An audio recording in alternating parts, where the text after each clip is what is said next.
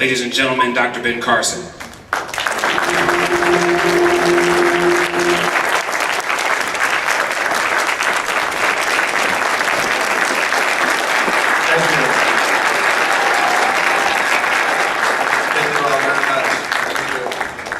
My wife Candy and I are delighted to be here.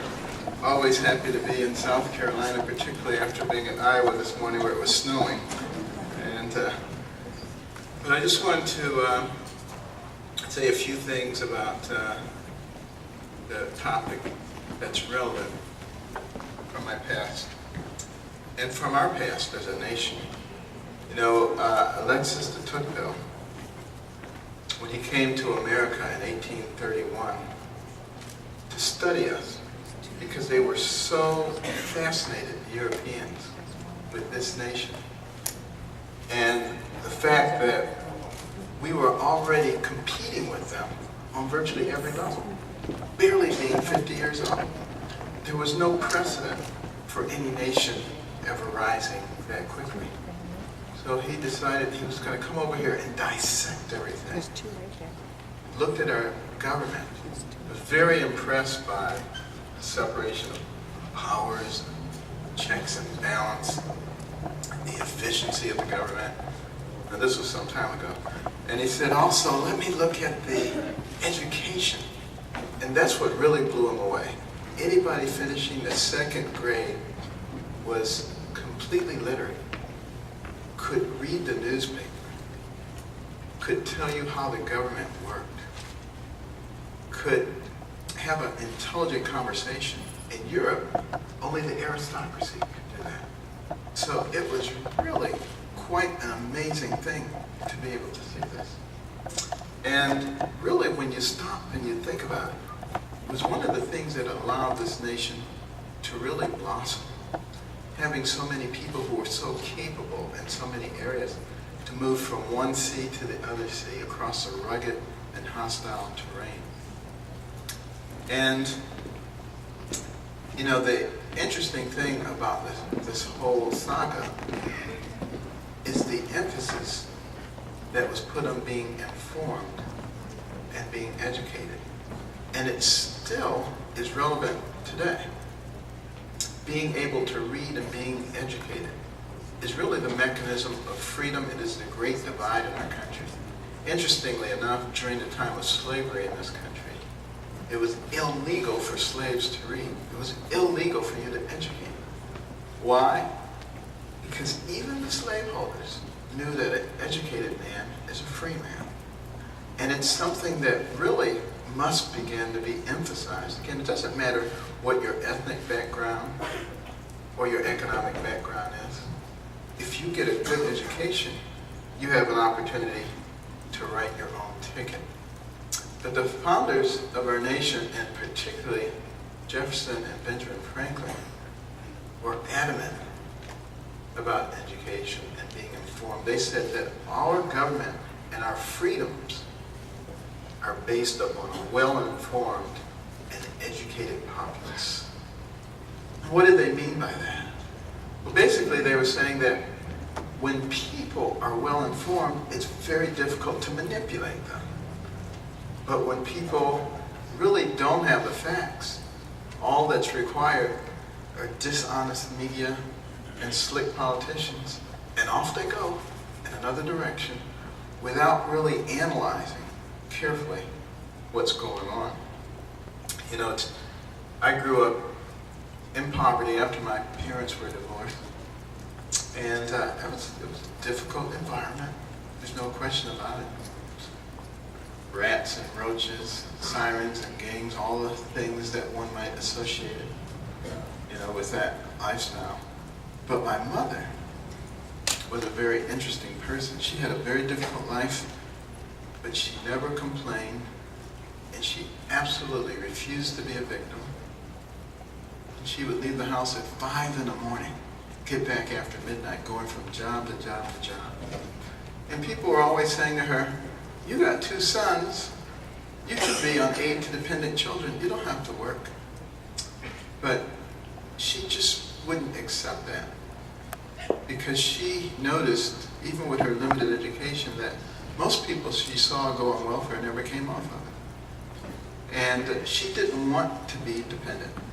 And she didn't want us to be dependent. She would occasionally accept aid, but she was largely able to get by on her own.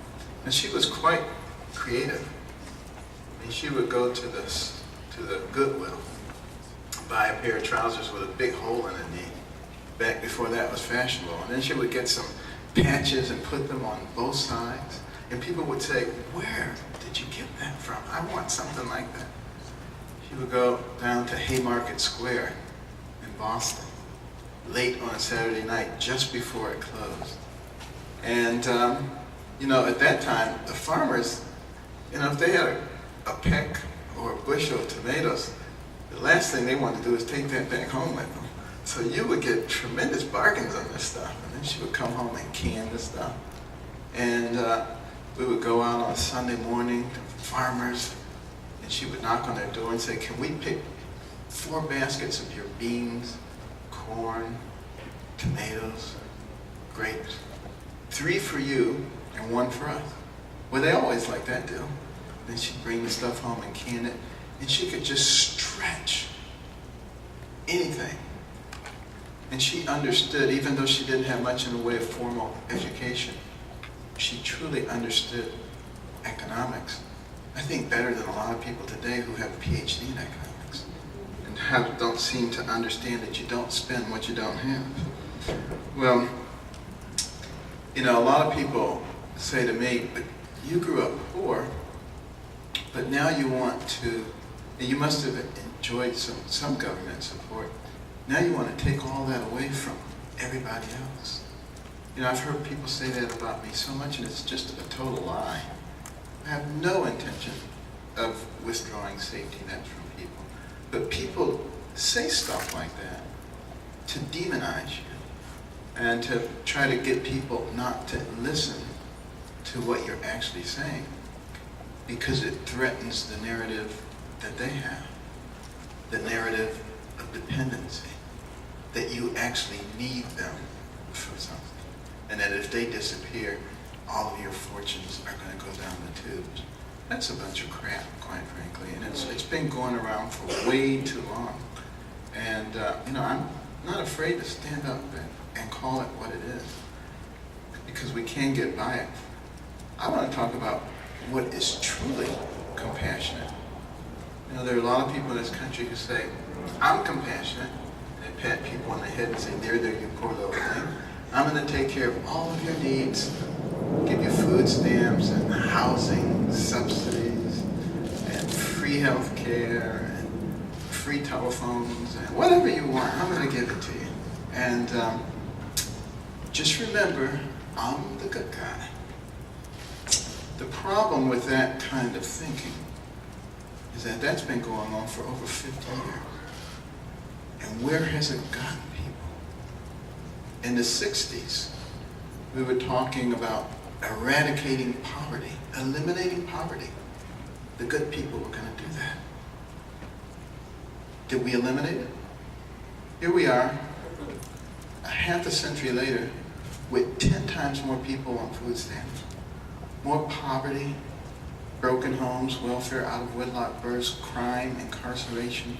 All the things that were supposed to be better are not only worse, they're much worse. And at some point, we have to begin to think, how do we change that dynamic? Is there a role for government? And also, we have to, at some point, stop allowing the purveyors of division to succeed. Our strength in this country is in our unity. But the purveyors of hatred have come in and convinced everybody that there's a war on women, that there's race wars, that there's income wars, that there's religious wars, that there's age wars, that there's a war on virtually everything.